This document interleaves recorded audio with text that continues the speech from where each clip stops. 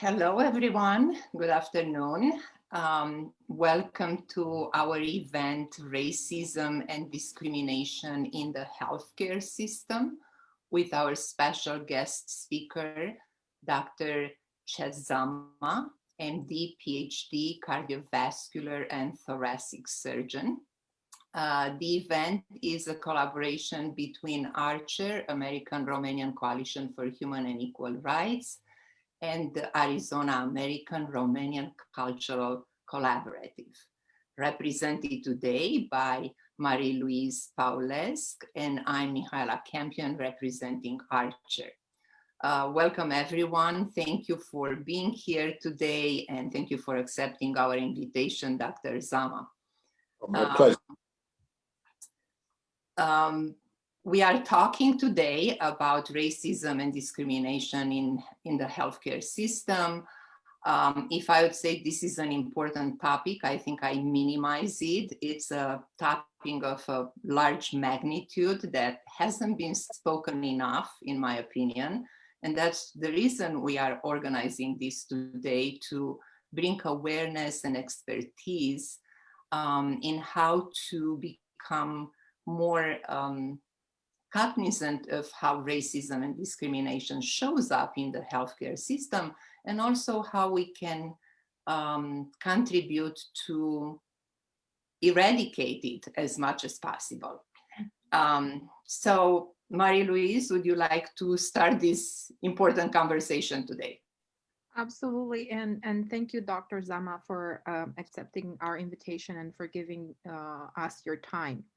I'm going to ask a question that is very broad, and Mihaela made it sound as if it's obvious why this is an important topic, and it is for many people, but for those for which it's not that obvious, why should we be talking? Why should we be paying attention to racism and discrimination in the healthcare system? Why are you invested in this, in the issues that plague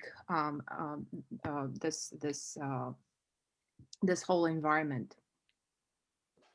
So thank you very much for inviting me to participate with you in this forum. I have been in the healthcare industry for a few decades now, and I enjoy what I do very much in the capacity of a cardiothoracic surgeon. And I enjoy providing the services that I provide to my patients, just like everybody else who's in the healthcare industry. It's a very important pillar in all our lives, and healthcare undergirds everything we do in our lives. It undergirds education, it undergirds the economy, as we found out with COVID, and the problems that have been associated from the economic standpoint with having to deal with this global scourge. And also, healthcare is one of those pillars in our lives, one of those aspects that triggers a lot of emotional response. There's a lot of emotionality involved. When you get sick, everybody around you gets sick. It's been said that when a person is healthy, they have many wishes, but when you get sick, you only have one. You want to get well. And so anybody who's a part of that industry appreciates the fact that it is a different industry than many of the other industries, whether it's transportation, whether it's entertainment or whatnot. And also, why is it important? Because it's a part and parcel, obviously, of our lives. If you have no health, life really doesn't mean much. And if your health is not good, and then the next bad step usually is something we don't talk about, possibly death. And our primary motivation in the world is to enjoy life, live well, enjoy our families, and ultimately, when the final common denominator, death, comes, at least we've lived a life. And so, but when you get sick, there's always the tendency to think that maybe that life would be foreshortened. It's a powerful industry if we talk about in the context of America, because the healthcare industry is gigantic. There's no other industry in America that comes close in terms of dollars and cents. It is worth $4 trillion, and it accounts for about 20% of our GDP. So when you talk about discrimination in the educational system, and you look at the numerical numbers, and you look at the figures in terms of dollars and cents, you think about discrimination in the housing industry, discrimination in the entertainment industry. Then you begin to see how important this is. I'm not minimizing the importance of addressing these issues in some of those other silos in our lives, but you see economically it has significant import. And so it has its tentacles in practically every household and every infrastructure in America. And so, but when we come to healthcare and we see it's so important, and then we realize the problems that we're facing now, if we talk about housing industry, that has evolved to a point where even myself, I mean, if I was here, if we were here talking about 40, 50 years ago, I would be limited as to where I could live in America, even as a doctor. But that has evolved, we have to say. Things have changed significantly where I can go wherever my dollar would take me. Healthcare is sort of closed in, and most public is not aware of what goes on in healthcare. Their only encounter with healthcare oftentimes is when they come in for a procedure, but you want to make that a short visit because this is not what you want to stay. But the dynamics and the mechanics of how it works are quite foreign to a vast number of Americans. Therefore, the players within the industry and the events that occur within the industry and affect some of those players adversely are not issues that are cognizant with the rest of the population. So I think that's what makes it very important, because if it's not recognized, it can be addressed. And if it's not addressed, then it ultimately significantly impacts all of us because of just the magnitude of the industry and the importance in which it plays in our lives. Sure. But when we're thinking, so you made a really thorough point about the importance of the industry in terms of economics and so on and so forth. But so let's actually focus on race and discrimination. So what are the number one issues that you see in healthcare when it comes to race and discrimination? Or what are some of the issues? So that's a very important question. And healthcare, I always look at it as a microcosm of the larger society. So many of the discriminatory and racist policies that affect human life in our daily lives also amplified in the healthcare environment. And I'll give you a little historical perspective in terms of racism in healthcare. And so, and we can go back over 400 years in America with take slavery, for example. Slaves were not considered humans. They may have been considered 75% human. And that had to be a psychological justification in order to propagate the whole commerce of slavery. Because, well, if they're not pure human, so I don't have to worry about making slaves of them. And so if you talk about the type of healthcare that slaves received in those days, I always give an example of a gentleman that most men and all women would be familiar with, Dr. James Marion Sims, who was an obstetrician gynecologist in the South, who is the gentleman who about 1845 invented what we now know as the speculum, an instrument that is used to perform gynecological examinations in women. And a lot of his studies and experiments were performed with using slave women, enslaved women, Black women. And at that time, it was his impression that Black people did not feel pain. And he engaged himself in performing procedures such as repairing vesico-vaginal fistulas. These are abnormal connections between the bladder and the vagina that can occur in women when they undergo a traumatic injury during childbirth, and which can lead to soiling and a lack of control of the bladder and the bowel. And so he would repair these without anesthesia. And, you can imagine the suffering the women went through. There was no consent in those days. It wasn't important. He even got to a point where he didn't do this with the white women. The white women would get some form of anesthesia. In the mid-1800s, we already had some idea about keeping people comfortable during a surgical procedure, but the Black woman didn't get that. And also, his impression along the lines of the care that he provided was that the Black children were not as intelligent, or the Black people were not as intelligent. And so he was wants to perform experiments on children, on Black children, where he was working on a theory that the intelligence of Blacks is less because their skulls tend to grow a little too fast and encase their brains and prevent their brains from growing. And so he would actually use shoemaker's tools to chisel and open the skulls of these kids without any anesthesia.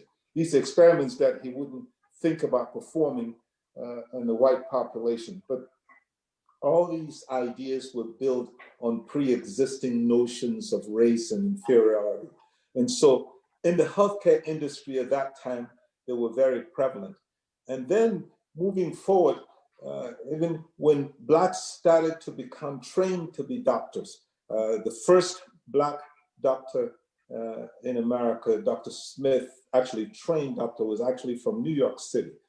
He finished top of his class in New York City. He applied to Columbia University and medical school up in New York, but he couldn't get in because of his race. And he had to go to Scotland, where he graduated valedictorian, top of his class. So there's got to be some type of discrepancy. So he comes back to the US. And so we're talking about not just the care they received, the racism during that era, but also for providers. When he got back to New York, he was not allowed to practice medicine because of his color. And he had to relegate himself to practicing at some type of orphanage home or facility like that. Even the American Medical Association would not admit him to give him membership, despite his performance in medical school, the fact that he trained in Europe and trained in Paris and whatnot. And if you think that's worse, another example that a lot of people know about is Daniel Hale Williams, who in 1893, I sit here today as a cardiothoracic surgeon, but if you ask a lot of people who performed the first heart operation in America, the last person they would think about was African American. But this is a guy who in 1893 opened the first hospital, which is Providence Hospital in Chicago, and a nursing school. And it was the first interracial hospital and a nursing school. And he was not allowed to practice. He was a surgeon in the white institutions. And a gentleman called James Cornish presented one day with a stock wound to his heart. And he was able to open this gentleman's chest and fix this injury. That was the first heart surgery. Now, he also was barred from the American Medical Association. So when we talk about racism, it's not just those who are the recipients of the care, it's also the providers. And the history didn't even stop there. Charles Drew, yesterday I gave a lecture on blood transfusion, and I may not have mentioned his name to the group that I was talking to, but this is a man who had a pivotal role to play in developing blood banking techniques that have saved lives up to this day, and especially during the Second World War, because prior to that, there was not a very good infrastructure to provide life-saving blood to people who had suffered tremendous trauma. He protested racial discrimination because of, in the healthcare community then, if you were sick and you needed blood and we had the same blood type, it would not be recommended that you receive my blood because of my race in a hospital. So sometimes you would have white folks who were willing to donate blood to save a Black person's life, and because of discriminatory policies within the healthcare system in general, that would not be possible. And I give you another really powerful example of a gentleman too. Vivian Thomas. If you've watched, there was a special in television about 20 years ago, maybe 16 years ago on him, who was hired at Vanderbilt University Hospital in Tennessee in 1930 by a gentleman called Alfred Blaylock, who was the chief of surgery, and hired him just as a janitor. And while he was there, he was given an assignment to take care of the animals in the laboratory. This guy had a high school education, but he was such a brilliant young man and he was such a fast learner that within a few weeks, he was already performing operative interventions on the animals, just like his boss was. And his boss was quite impressed with the work he was doing. A lot of experiments came out of there. For example, the understanding of shock and the treatment thereof.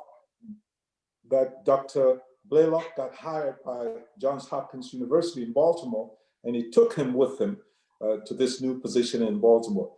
And when they arrived, there was a cardiologist in Baltimore at that time. It was around 1940,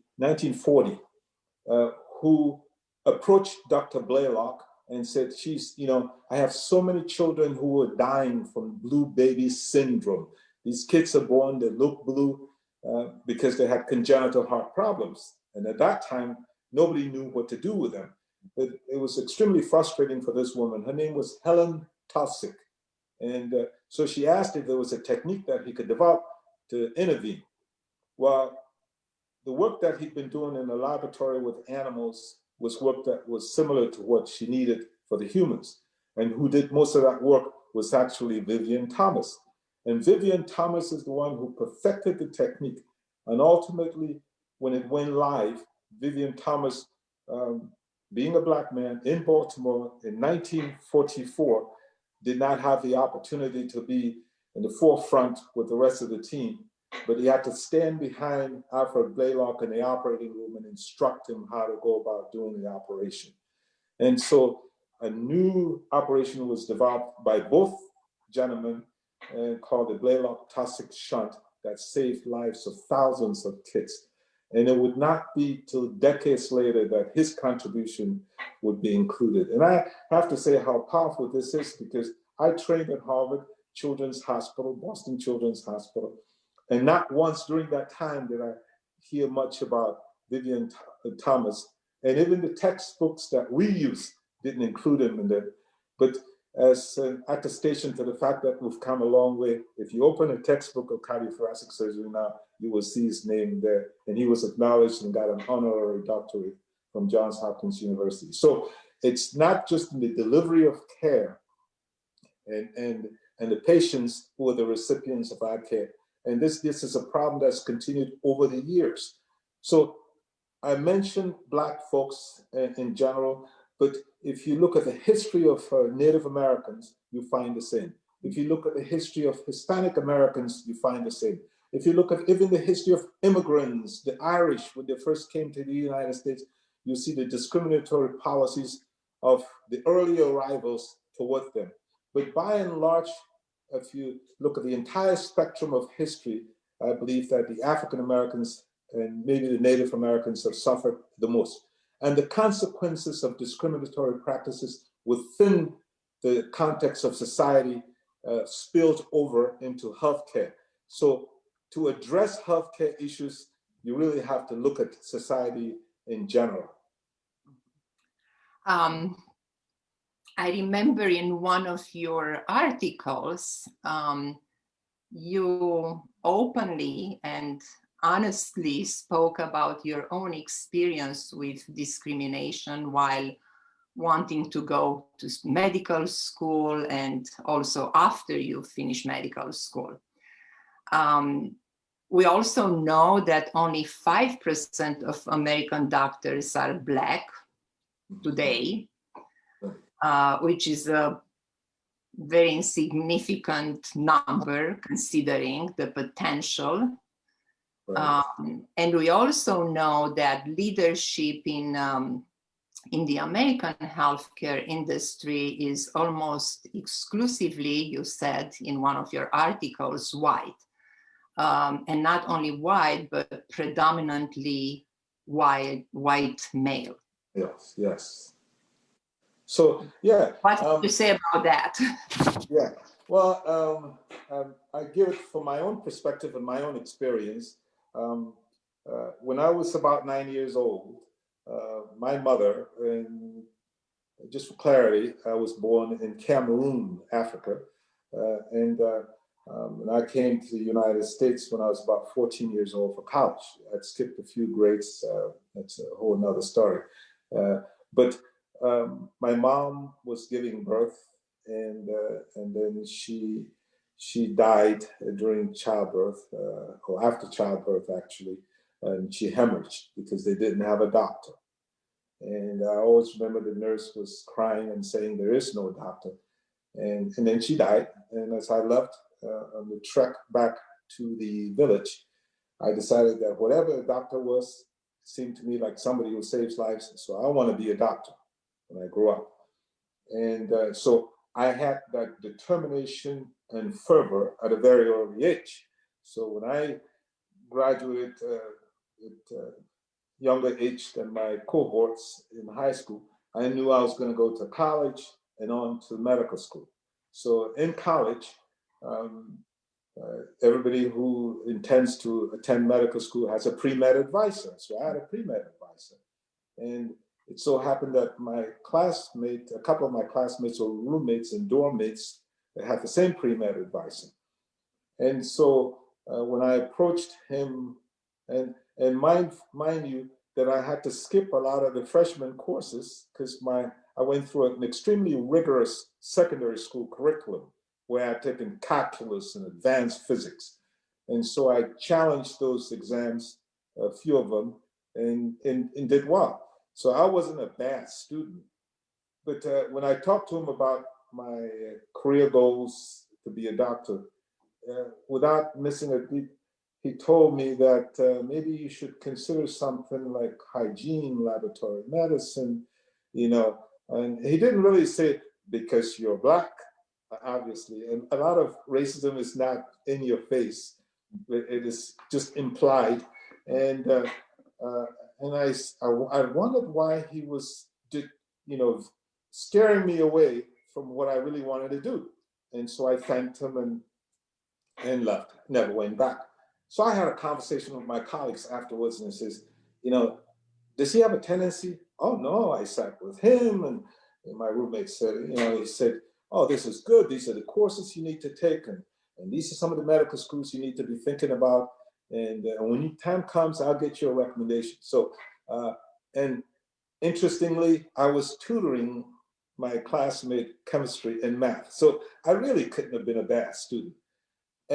But that was so discouraging that I decided, and for a child, I mean, I was very young, probably about 15 years old at that time, I decided that it would not be possible for me. So I needed an option. And that's why I thought maybe I could be a researcher and get a PhD, and which I ultimately went on and got an MD too. So starting at that point in college, I mean, his attitude was racist. There's no other definition for it. And then I got into medical school. And my experience in medical school too was, people always approached you and thought you were there, you needed remedial work. I mean, there was always the stereotypes. And if you got a very good score, they paused a little bit and looked at you like, how did this happen? And while in medical school, I realized some of the white students had the attending, so the professors were more attentive in discussing options with them after graduation. So if you wanted to be a pediatrician, they may tell you, well, why don't you do some research and publish in some journals? That way you can, it would increase your chances of matriculating in one of the top programs in the country. Or why don't you consider pediatric endocrinology down the line, a subspecialty? Some of that type of engaging, mentoring and advice, you talk to a lot of the Black students or African-American students, they didn't have it. And so I made the decision to be a surgeon. To become a cardiothoracic surgeon, you have to be a general surgeon first, so finish general surgery and then do a few years of cardiothoracic surgery. I never knew anybody that I could talk to. And oftentimes when I go through the rotations with my colleagues in medical school, the attendings will pull aside my colleagues and talk to them about their career goals and help to counsel them. There was not such a voluntary effort.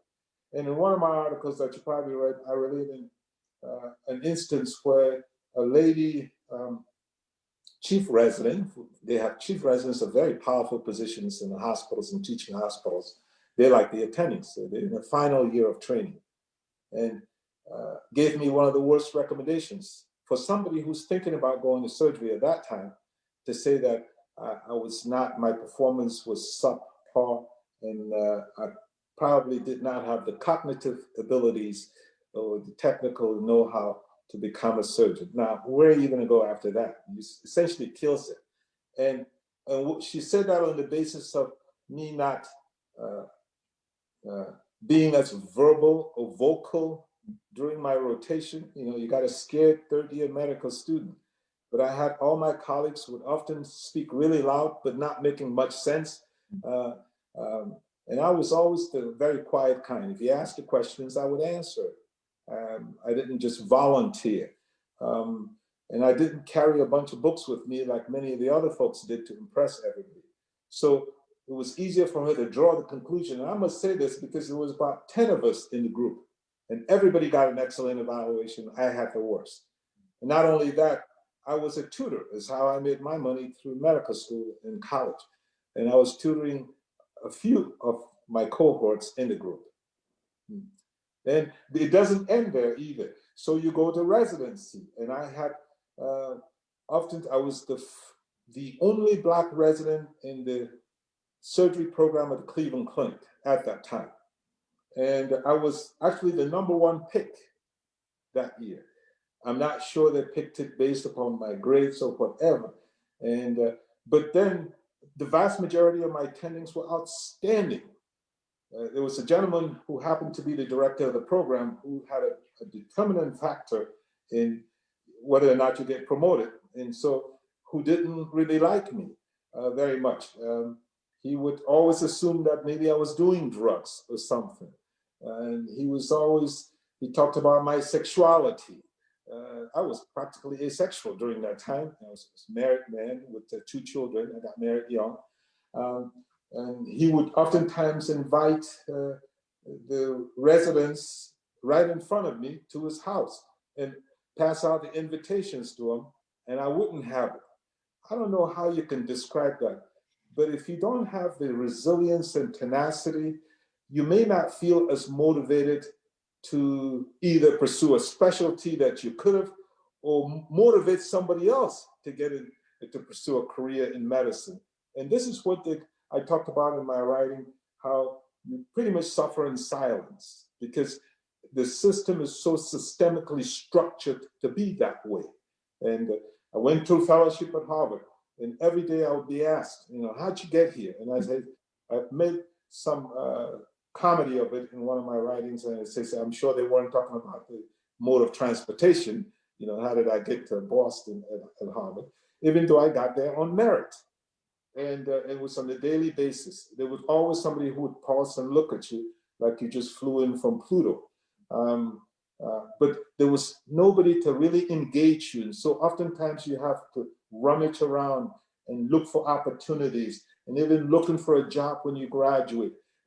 Some of the guys who were not as good as I am got offers immediately from the school for post-graduation. But the guy like myself would have to kind of hustle on their own, you know. And in professional life too, it didn't even end there.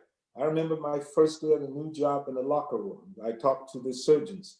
I was the only Black person, and they all kind of stare at you, and nobody puts their cards on the table. I mean, they didn't. So I went on and did my operation, and it would take a few weeks until people started to realize that, wow, you really can cut. Then all of a sudden, they slowly start to warm up to you. But if I have a certain level of inner tenacity to be able to withstand that, there are not a lot of people who can undergo such experiences and not be destroyed by it. You understand? And so I write about it and I speak about it because it does exist. And so it's my own experience, but I also witness others that are not necessarily African American. I had a friend who got into cardiothoracic surgery, a woman, and she happens to be white, Caucasian. And they gave her the roughest time you can ever imagine, because it is a male clique society, and she happened to have intruded in it. So whatever she did could not be right.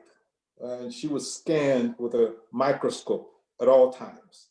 Whatever she did, her outcomes, they spent a little bit more time with her than they could have with the ones that were not performing well, with poor outcomes and poor quality work, but because of her gender. So it's not only racial discrimination, it's gender discrimination.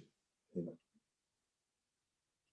So if we're talking, so as a reminder, you said at the beginning, we're talking about discrimination both against patients and towards doctors, nurses, hospital staff. What are some solutions? What are the things that can be done? Maybe things are already starting to or moving slowly in the right direction, but what should happen for this to be better? Because it's not fair, because you Right. said, no, there are a few people who would go through what you did without being destroyed. But I still think that even though, you're still standing and you're still doing your job, I still think that there are wounds in there, right? So how can we make sure that no more wounds like this are created? So I must say that obviously society has evolved in the past 400 years, and some of the malicious treatments that the slaves in 1813 and 1845 experienced are not as prevalent now. But we still have a long way to go. And so to address the issue of racism and discrimination in healthcare, we have to look at the various pillars that constitute it. Now, you can't really solve human attitudes in healthcare without addressing them in the general context of society. So I think there should be some emphasis in equitable educational experiences. That's where it's good to start. So children in elementary school get exposed to positive role models and get to learn about opportunities that prior to that were generally subtly relegated to the majority population. And I think we need to start really heavy. To solve this, you can't fix broken adults, but I think we can start a new trajectory with the elementary school system, with children across the board in America. I think too that we have a golden opportunity, window of opportunity now, because global society is at a crossroads. Many of these things that I talk about and that we talk about in the past were hidden from the public.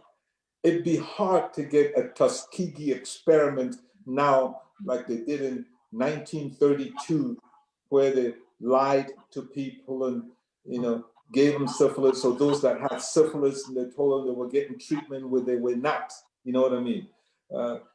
There's a little bit, medicine has evolved from that. So I don't want to just paint a negative picture. And also society, if we look at what happened last May with George Floyd, and we saw the global response to that. Well, that's not the first case of violence perpetrated toward anybody, whether it's Black or woman or some poor person of a different race.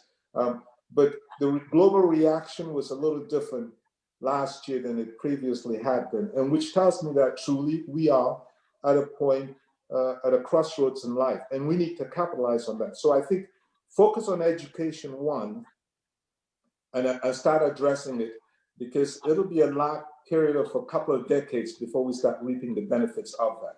Secondarily, when you focus on education, you will be able to increase the number of minorities in healthcare.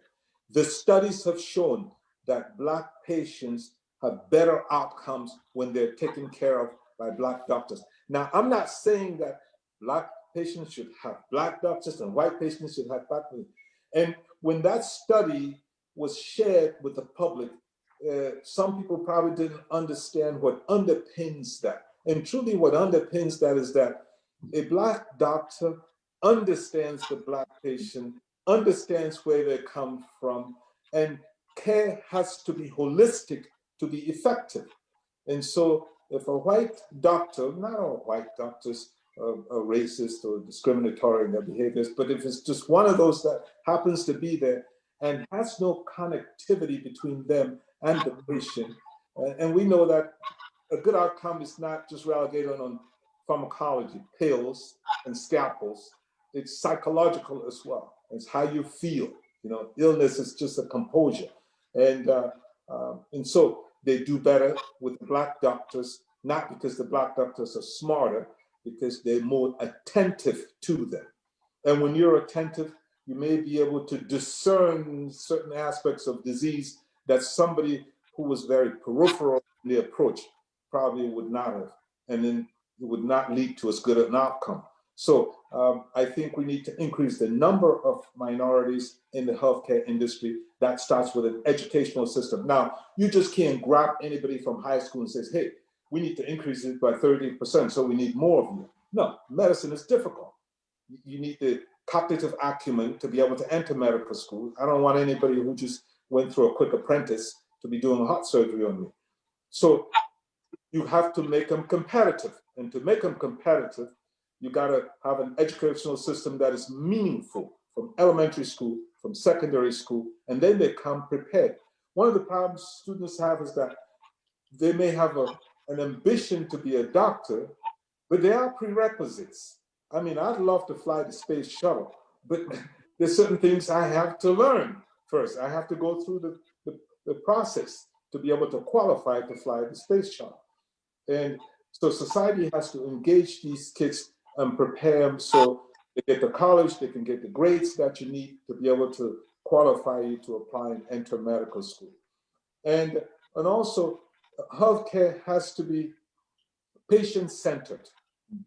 And our healthcare in America is drifting in a direction that makes me quite concerned, because it's drifting in the direction of the bottom line. You know what I mean? You know, how much money are we making? Insurance payments, providers, payers, and sometimes in entire discussions, there's no mention of patient. You know, and so if there's no mention of patient, you can imagine what happens to that poor patient. They don't have to be Black. They can be white, Black, or whatever race it is. My feeling is every patient has to be treated well, treated equally. But if you get to a point where the economics of healthcare matter more than the person for whom, you know, for which reason we're here, that gives us reason for our job, and then those who are economically or socially disadvantaged get to hurt more than those who are not. Because those who are not have choices. The most powerful word in the English language, I always think, is choice and is option. They have options. So that's one of the ways we can use to address it.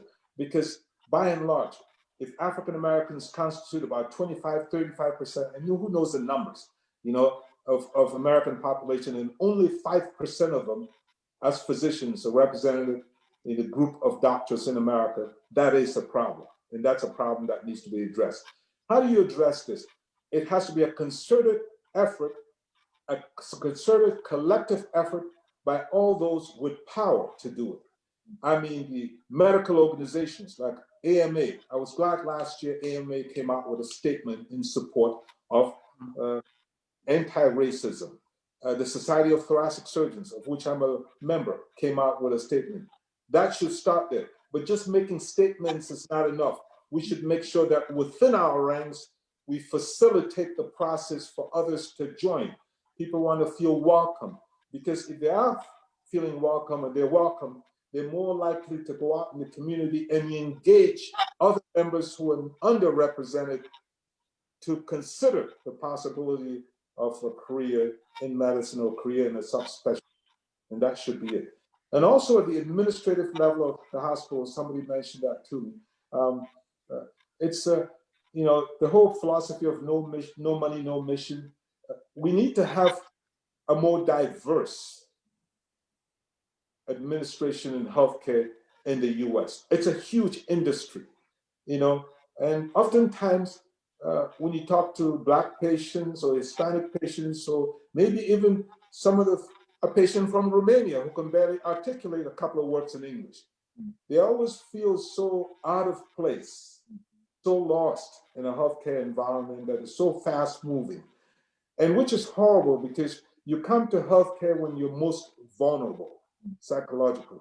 And then to encounter a system that you perceive that does not have your best interest at heart and doesn't welcome you is probably one of the most devastating experiences there could be. And if you had leadership that is more sensitive to that, I don't mean a white male cannot be sensitive, but it's a greater chance that a white male in healthcare didn't come from the underclass. And so they were not exposed, they didn't learn about it, they haven't experienced it enough to incorporate it in their DNA, and manifest it in their actions. So a more diverse administrative structure with women and minorities in healthcare would go a long way in improving the healthcare experience for Blacks and other minorities. As a professional myself, I'm passionate about mental health, and I would like to ask you a question in relation to that. You mentioned in one of your articles that no one seems to talk about the epidemic of depression among the poor and minorities. Right. You also said that mental health conditions such as these are rooted in racism, discrimination, and marginalization, and need to be recognized as such. Right. I would add that it's not only depression as an epidemic, it's also substance abuse, anxiety, post-traumatic stress disorder that we see in numbers more relevant into minorities or people who have suffered discrimination of any sort. Right. How do you see this epidemic in mental health manifested in medical physiological symptoms? Where do you see that intersection between the two? So when the mind is sick, everything is sick. And when you talk about mental health issues, it's sort of taboo, unfortunately, in some cycles. And in medical school, we're all trained to get a complete history. And oftentimes, even when I read the reports by some of the residents, it's not included in them, their medical history. Have they had suicidal ideation? Have they been depressed? And so mental health, in some ways, there's some people who just have organic mental problems, but some of those that are associated with existential experiences, whether it's in the community, the economy, unemployment, poor housing, crime, all these things that affect men. And since in this context of discrimination, mental health issues are prevalent in minority communities.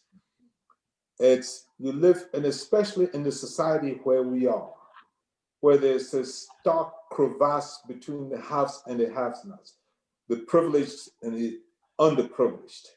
And you see signs of it every day when you exit your door and you walk down the streets and you walk into the hospitals. And that creates a chronic condition over time that in many ways puts you in a true disease state, mental health state. So we see it a lot in minorities. And the thing about it is the only way you can elicit it is to talk about it. And more often than not, we as providers do not, interact with patients to the level where we create a comfort so they can discuss those issues. We also know that if you have mental health problems, I have mental health problems, it's global. I mean, I go through periods of depression, probably less now than I used to, but then you look at somebody who is unemployed, a single mother, 3 children, living in the ghetto, poor water supply system. It's in Detroit. There's lead in the water. You have no job. We've got bills to pay, and this continues ad infinitum. What is that going to do to the body? So we cannot address mental health in isolation. We have to address it in the context of the myriad of experiences on our daily lives within society. And so when we talk about that in healthcare, if you come into the healthcare system with all those living experiences that have affected you adversely, and then you have adverse experiences in healthcare, healthcare should be the sanctuary where I show up and it's sort of a relief from the burden that I carry in society. And oftentimes those people show up and they leave with an even greater burden because the healthcare experience has not been what they expected. So that's what I was talking about, epidemic of health, of mental health issues in society amongst minority. Well, thank you. Let me make another point there, which is very important, that we can all relate to. There's an opioid, narcotic, let me just call it narcotic. Everybody says opioids, but narcotic epidemic in the US. Last year, close to 80,000 Americans died from it. In my own state of Pennsylvania, probably about 3,000-4,000. And we don't know the true numbers, you know what I mean? And the deaths may have been attributed to other problems that are really related to narcotics, and that's mental health, the entire spectrum of it. Now, in the 80s, the pictures that we saw in the 80s, for those of you who were around in the 80s, were pictures of inner city boys and girls doing drugs, getting arrested. Crack cocaine became very popular. And so many of them are languishing in jails across the US. Some have died in jails. They were arrested because it was considered a criminal activity and the behavior was labeled criminal. And all of a sudden in 2020, now it's a clinical problem, which needs therapy, which is appropriate. Now, so when you talk about discrimination and racism, back then it wasn't looked that way. But now when kids in the suburbia, physicians, professors, doctors, scholars, middle class, upper class people, it has become a clinical issue that needs to be addressed. And that's the way it should always have been addressed. So if you think about the impact of that, the mental health impacts of that 30 years ago that were propagated over the ensuing decades to this point, you can see the magnitude of mental health problems that are so prevalent in those communities. And then you look at COVID, the mortality for COVID, if anything, it's played out racism and discrimination. The vast majority of people who are dying have been the poor. They've been the Hispanics, they've been the Blacks, they've been many of the inner city folks. And so one of the things I said, you can't look at it in the context of just discrimination. It's a healthcare problem. If you're a bus driver and you live in the Queens and you get up in an apartment complex in the morning and it's March 2020 and you go to drive your bus, 1,000 people enter and exit that bus within an 8-hour period and they carry viruses. What do? You get a dose of COVID virus. You go home and you're building the congested environment where you live. It's not very good air circulation.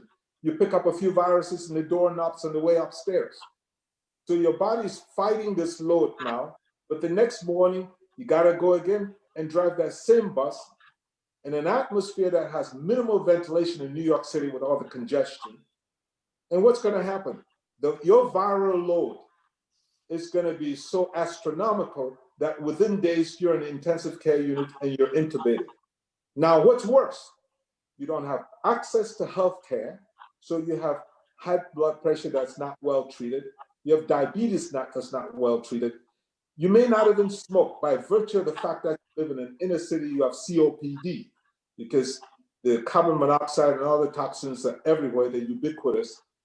So you already have major risk factors, and now you have COVID. And predictably, the outcomes are poor. Now, it's not because the Blacks have a certain genetic, look at Africa, they're not dying from it. You understand? So it has nothing to do with the genetics, it has a lot to do with the environment. And so the way racism impacts us is something that oftentimes you have to look at from an analytical perspective because it's just not in your face. So it's racist housing, the economy, unemployment, and all these things conjoined, impact a personal health. So in one of my articles, I say, unemployment is a public health issue. Poor housing, substandard housing is a public health issue. So it's not just the obvious drug abuse. And look at the denial amongst people now for vaccines. Now, in November last year, about 30% of Americans said they would not take the vaccine. Now, that's 30% of all common, all races. In the African-American community, probably about 50% of them would not take the vaccine.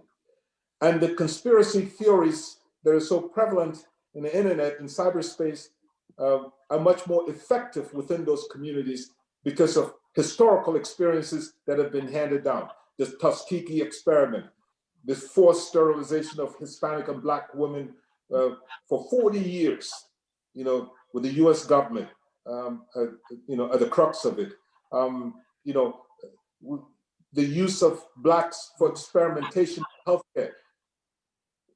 As a scientist, I use certain cells called the Henrietta Lacks cells, research cells, and I didn't know where they'd come from. Years later, I found out these were taken from a woman in Baltimore, an African-American woman, without her consent.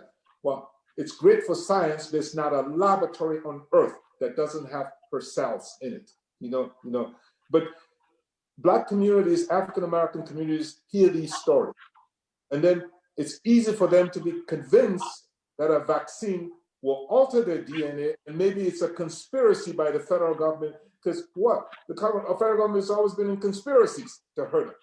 And if you think this is ancient history, if you just look a couple of years ago in Detroit or in Michigan and see what happened with lead in the water, the authorities knew what was happening, and nobody decided to do something about it. Everybody chose to be, mum about it until it had to surface. It took an aggressive pediatrician and a few other concerned human beings, So with those fears, anxieties, and neuroses that are implicit in their experiences and historically and concurrently, I can understand why a lot of people would be hesitant to accept a therapeutic intervention that can actually save their lives. And that's why a few days ago, I decided to write the article I did in Facebook and try to reach out as often as I can to members of the community. Very helpful.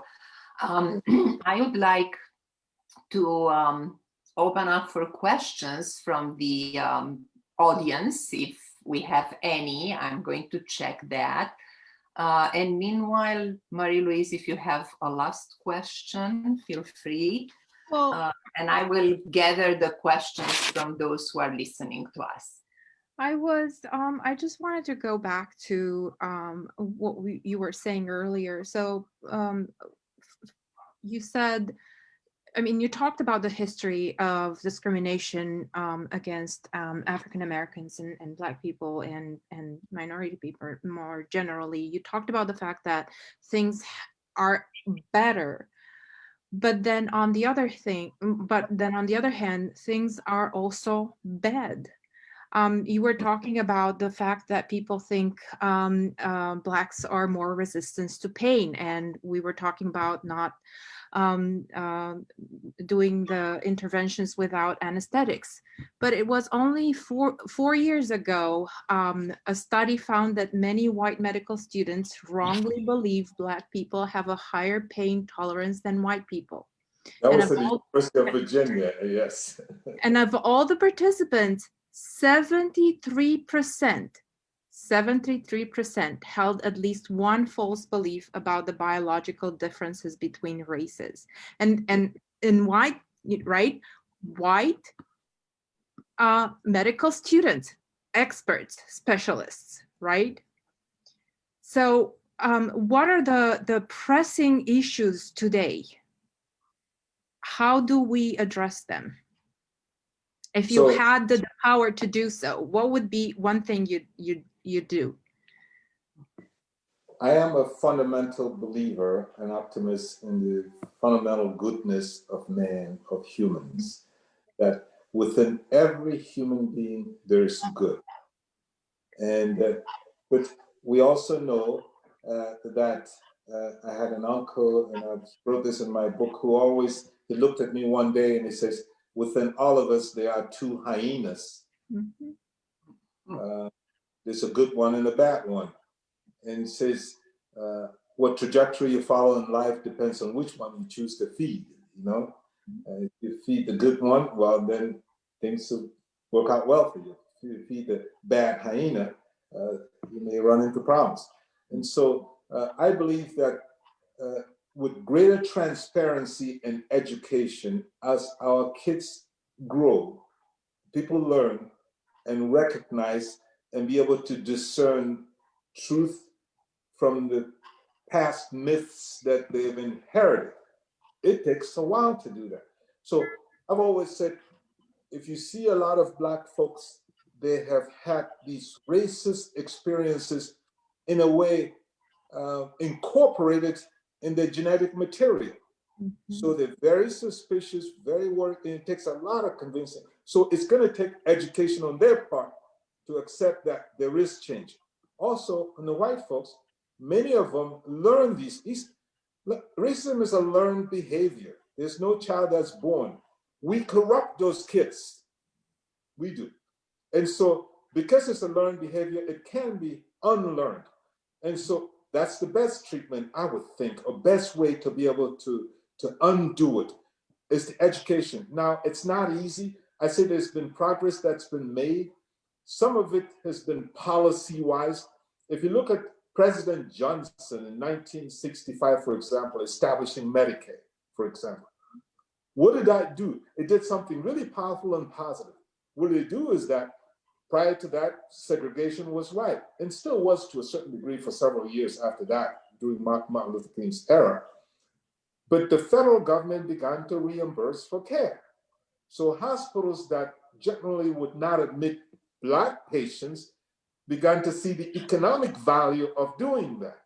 And so in a way, healthcare began to become economically, humanistically integrated, but fostered by economics. So that has evolved over time, where now it's rare in America to find an institution that would say, hey, well, you can't come here on the basis of your skin color, Now, but we're not there yet. We need education. I think in my own experiences, things are a lot better. What I experienced during residency, it'll be hard to find now. You may still find pockets of it, because this recourse. In the 90s, when I was at Cleveland Clinic, when he was yelling at me and says, sit down, and I'm talking to you. Are you doing drugs? I mean, these are the type of questions you may not have been asked. Now, I've never even smoked a cigarette, never tasted a drop of alcohol. And I'm not condemning those if somebody chooses to do them. But people who knew me knew that I had. But nobody else in my cohort was facing these types of assumptions, and then threatening me with dismissal.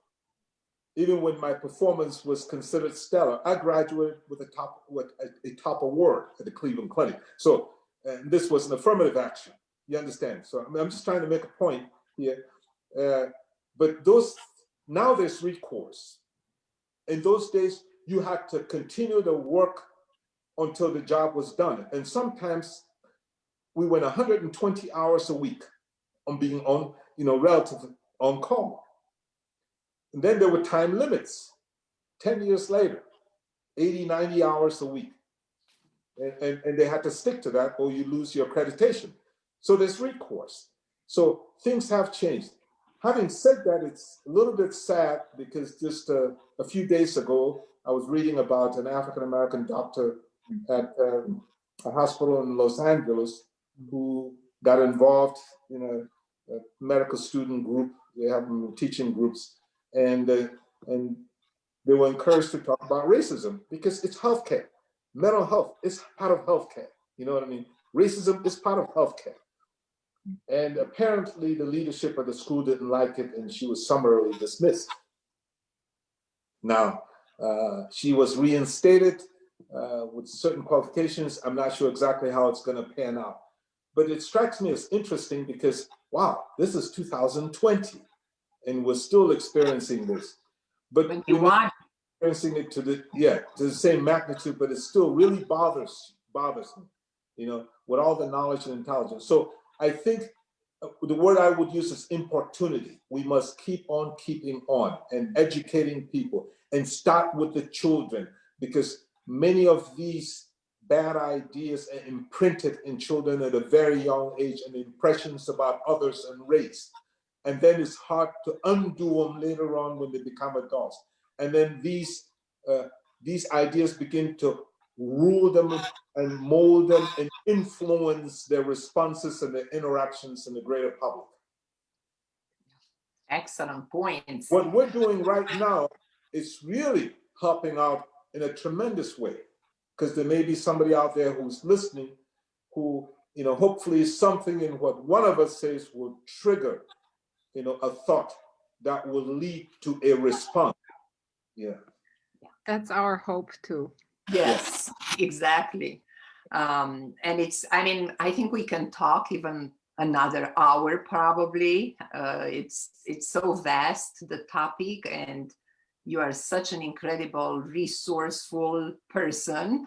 But I would say let's move to questions from those who are listening to us, and let's see what we got there. One question, it's pretty much the same, coming from two Archer members, actually, from Andrea and Donna.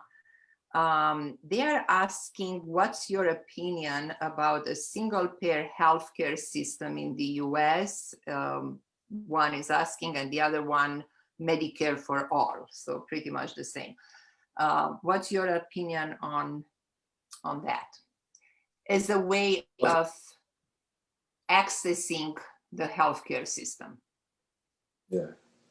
So one of the most common causes of bankruptcy filings in the U.S. is inability to pay medical bills. And that's a serious problem. And it creates significant anxiety within a lot of people. So the question has been, in America, should we have a single payer system? And some people choose to call it socialized medicine, which in a way it would be, as you do in some places in Europe and even our neighbor in Canada. How would that impact the quality of care that we get? There's been a question. If you have a single payer system, would the government then begin to have significant control over healthcare? And people have those concerns. Remember too that whatever payer system we have has to be looked at in the context of our economic structure. We're a capitalist country. We're not a socialist country.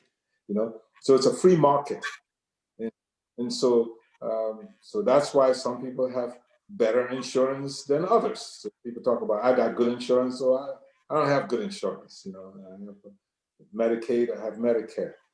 So a single payer system, in my opinion, will create problems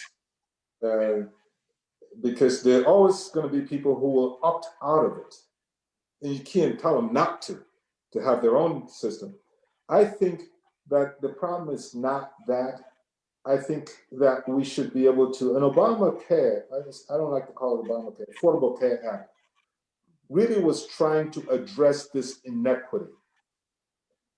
You should, yes, have a payer system like Medicare, but also people need to have the latitude and flexibility to receive more.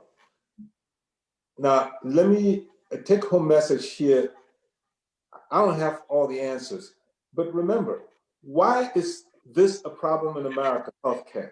Why does it cost $4 trillion? You know what the answer is? It's not because I get paid too much. Well, sometimes I think I do, I'll take it. It's not because your hospital room costs a lot. It's technology utilization. So, but Americans are used to it. If all of a sudden I says, no more cell phones, let's go back to, landlines, it worked fine. And payphones, I don't know if any of you use payphones, they still worked, but you've gotten so used to cell phones that you're not gonna part with it. How many people get off Facebook and then come back again, So if you all of a sudden say the government has to pay for it, who's gonna pay for the technology that we've gotten so used to? So you need a PET scan, you have a breast mass and it was removed and now they're trying to see if it's anywhere in your body. A lot of the PET scans will not come out positive, but in your mind, you'll always say, if I had the PET scan, at least I'll know. PET scan costs you $10,000, $15,000. So there's gonna have to be a different tier for those who can afford it. So the entire concept of having a single payer for everybody in America is going to be very difficult to attain. What we need to be working on is to make sure that the system provides access to those who are not economically competent to be able to enter it to receive the care that they need. We need to work on programs such as Affordable Care Act and modify it and strengthen it and make it better and not try to disassemble it. Because we're a capitalist country, we're a market-driven country. And so, and that's why a lot of the proponents of this always fall back with stumbling words and they don't know how do you go about doing it? It's not easy. And I gave a talk in Greece in 2014 on the American healthcare system, payment system, and how it evolved from the 1800s up to 2014. And I had to do some research to do that, and it's quite interesting. Every president, starting from Lincoln, all the way up to George Bush. And you remember in the 90s when Hillary Clinton decided to take on healthcare, and it failed miserably. It's complex. It's got so many moving parts. It's like that thing kids play with, there's a squeezy. You squeeze it, you can never reduce the size of it. It pops out between your fingers. You know what I mean? That's healthcare. And so the Affordable Care Act was the first time ever that a significant problem within healthcare payment and access was addressed. And instead of us capitalizing on that and seeing what we can do to make modification, to expand it, improve on it, we started to tear it apart. And in doing that, we begin to lose the opportunity. So we've reduced it to a point where we have to rebuild it. You've built a house, now it's reasonable. Maybe you need to fortify it a little bit. No, you start chipping away the foundation again. And what's going to happen? It collapses, but then you're obligated to build it again. And the very people who are great beneficiaries of it are some of the ones who've been bamboozled, to speak out against it. You understand? I see a lot of my patients wouldn't have been able to see me for heart surgery if they didn't have the insurance from the Affordable Care Act. So I think we should keep it multi-tier, but we can work on improving that access so every American male, female, mother, and child should be able to access the healthcare system. And this forum doesn't allow us the opportunity to discuss that in detail, but I know that we can do it, and we must do it. Okay. Let's see, we got a few comments here, and thank you. I'd like to read one of them from Krina Tarasi. It is very hard to change people who have no clue they are wrong. Most white people have no clue that they are racist when they are. What can we do with them as healthcare provides and patients now? I think she meant healthcare providers and patients now. When Mother Teresa was asked years ago, how can we attain world peace? She says, go home and love your family. And I always say, stop with your neighbor, stop with the patient who is sitting in front of you, who is probably from a marginalized group. And I don't like to get into the whole black and white thing, because we're all the same. We're all Homo sapiens. We're all children of God, if you want to look at it from a spiritual sense. I've been in the human body, I've been in the head, the chest. Oh, I don't see a difference once I'm in there. Now, when I come outside, I may see a little bit more melanin, some people a little less. But that in itself has nothing to do with the functionality of the body and the soul.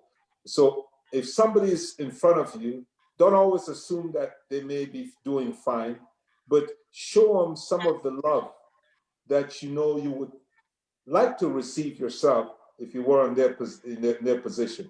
That's how we begin to do it. And that's how I have practiced medicine. I can say that I've done tens of thousands of operations, and not one patient I've ever encountered has received less.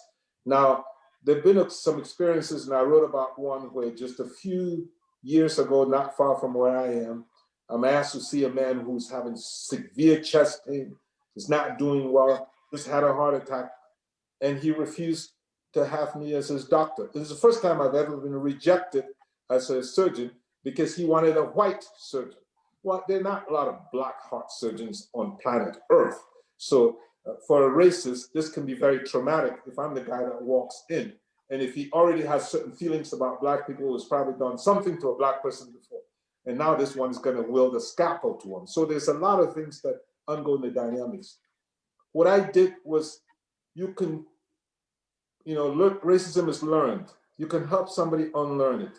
You don't have to confront it, but you can, in your own action, let them confront it, because they're the best teacher to themselves. They're the best doctor. They can change it.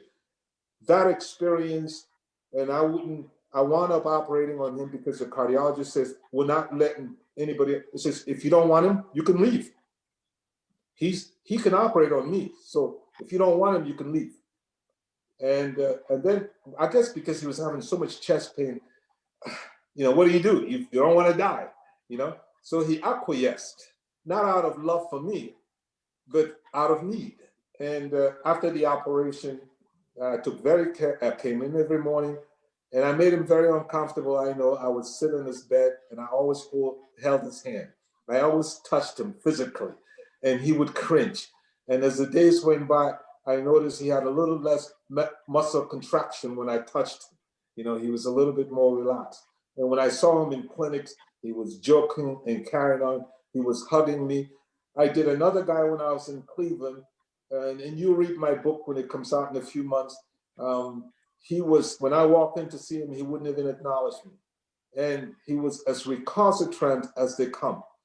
And I talked to him gently. He says, I don't need surgery. I don't need you. I walked away, gave him my number. If you need me, call me. I'm here to serve you. That's my job. And eventually, he did call. I came in, operated on him, and he called my office every day. He was in Sandusky, Ohio, and crying. My secretary says he calls and cries every day, says how much he loves you. And one day he came to see me, and he was in tears. I had to give him some Kleenex. He's a pastor.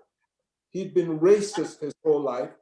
And since the operation, I did a 5-vessel bypass on him, quintuple bypass. He says, I preach about you every day. My view on people has changed. And, so my behavior helped him transform himself. I can't transform you. You have to transform yourself. but it's what I do that provides the catalyst for you to be able to, gives you a prism so you have a different perspective on yourself and the world around you. Because so many races live in the world that they live in is not the world they live in. You understand? And also they suffer within. I don't hate a racist, but I can imagine it's a burden to carry that around with you your whole life. I don't have it. I'm liberated, I'm free. And so you have to help give them a chance to be free by showing them how it is to be free, you know, in your own actions toward them. So I'll tell that person who asked the question, the next time you see somebody of the minority or disadvantaged background, you know, if the person is a male in an environment where it's all male and a woman shows up, treat them like you would yourself. Treat them like you would the sister or the mother that you love. And it's easy to do. It's not rocket science. It's not nuclear chemistry. And over time, that person will transform others because they become transformed. And that's the chain reaction we need. The world is not going to be this way, but we have to be the agents of the change that we seek. Beautiful, beautiful and inspiring as well. Last question. I think we will probably have more, but I would read the last one now. In relation to what you said, modeling for others, do you believe, and the question is coming from Andrea, do you believe that we need to have more cultural diversity courses included into the medical curriculum? Yes, and a lot of medical schools are now doing that. It's very important. And I say it's extremely important. It's important for all society. It's important for elementary schools, middle schools, secondary schools, high schools, colleges, because you never assume that somebody, because we're in college, they're highly intelligent, and some of the perpetrators of race are highly educated people. They're not bad people. It's just what they learned. So I understand that carbon dioxide is CO2 and water is H2O. I learned that. You know what I mean? Mm-hmm. Now, if I learn water is H2P, I'll continue to think it's H2P. I have to unlearn that. That's, you know, the right way is H2O. So yes, I think, you know, we can continue to do that, and eventually, we will be able to attain some change in society. Marie-Louise?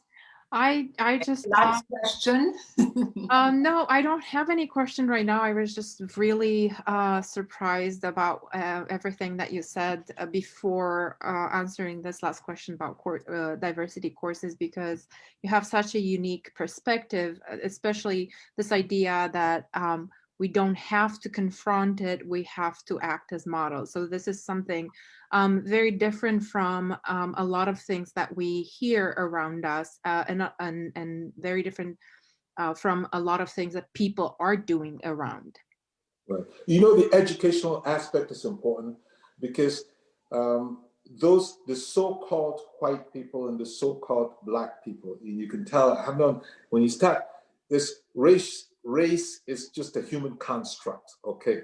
And so I say it just in the context of, you know, phenotypes that we can differentiate who's the victim and who's the perpetrator in general.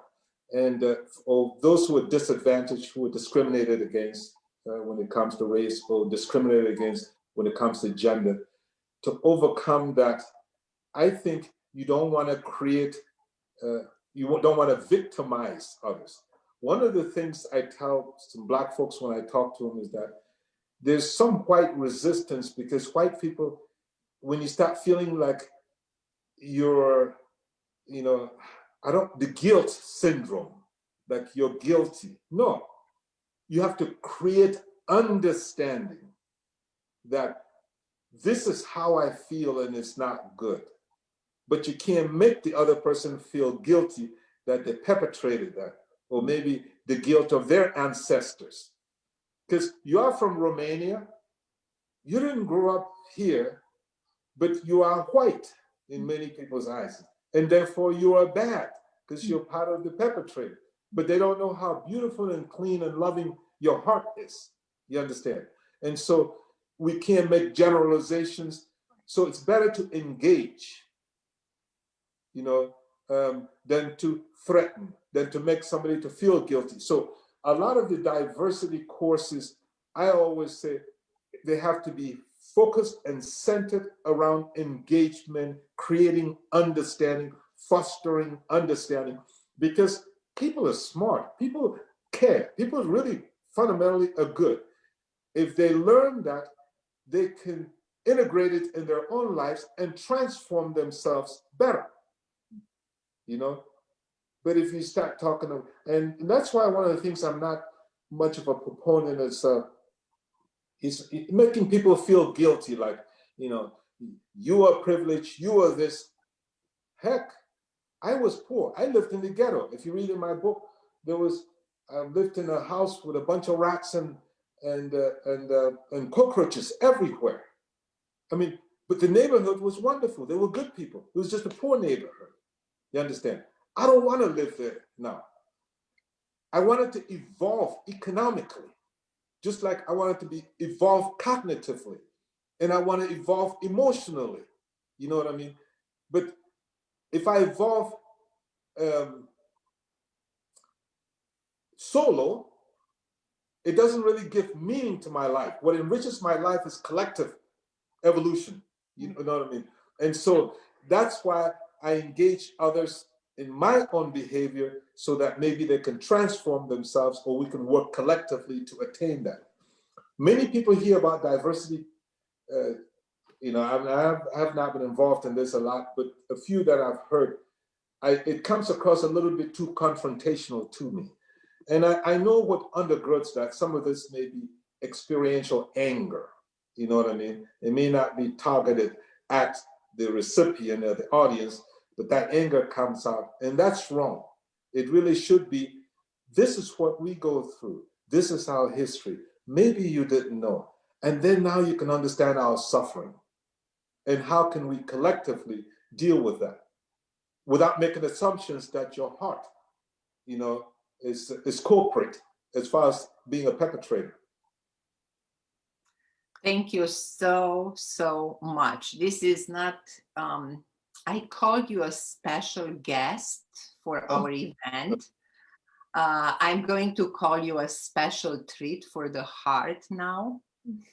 This is really something that I'm going to let it sink in and reflect on what you said. And I feel more motivated now to spread that good that you are talking about, and to cultivate it more in myself and others. So thank you so much. Thank you, Marie-Louise. Thank you, Archer, and thank you, Arizona American Romanian Cultural Collaborative, for making this happen. I think it was absolutely wonderful. We would love to have you come back whenever you want and can. It would be another special treat, because you have so much to offer, and this topic is so important in our lives. We're all together in this fabric, you know. I also want to thank you, Dr. Zama, and I have to say that although I am here, the person who brought Dr. Zama to us is actually Julie Paulesc from Arizona ARC. So that's why I really wanted to say this. And Dr. Zama, thank you for all the perspectives that you offered to us and the stories, and I'm really hoping that people are going to know much more and understand more, because you said this is your desire, right, for people to understand more and better. Absolutely. Yeah, exactly. And yeah, thank you, Julie. I mentioned ARC in general, but in particular to her for making this happen. It's really, I mean, it's, as I said, for me, it's like really heartfelt, and I'm definitely going to take this to another level. For those who have been with us today, and those who are going to listen to you later, because this video is going to be available on our pages.